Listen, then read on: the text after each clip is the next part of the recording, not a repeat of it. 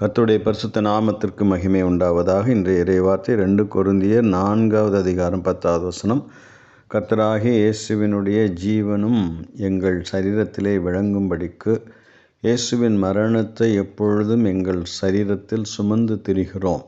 2 Corinthians 4:10 We always carry around in our body the death of Jesus, so that the life of Jesus may also be revealed in our body என்று வாசிக்கிறோம்.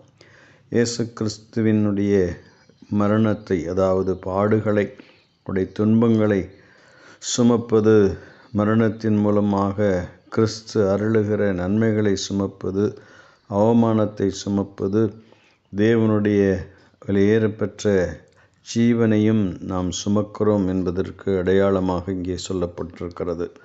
அப்படி நாம் அவருடைய பாடுகளை, அவருடைய மரணத்தை சுமக்கும் பொழுது கிறிஸ்துவினுடைய ஜீவனும் வாழ்வும் வெற்றியும் நாம் சுமக்கக்கூடியவர்களாக இருக்கிறோம் என்பதை இந்த வசனம் நமக்கு சுட்டி காட்டுகிறது. கிறிஸ்துவின் வாழ்வு எங்கள் சரீரத்தில் வெளிப்படுகிற போது நாங்கள் எங்கு சென்றாலும் அவருடைய மரணத்தை, துன்பங்களை எங்கள் சரீரத்தில் சுமந்து செல்கிறோம் என்று நாம் வாசிக்க முடிகிறது.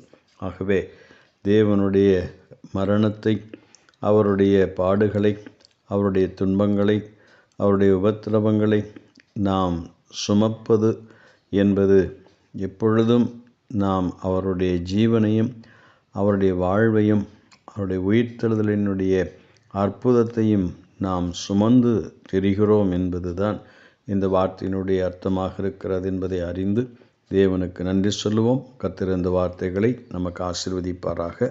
ஆமென்.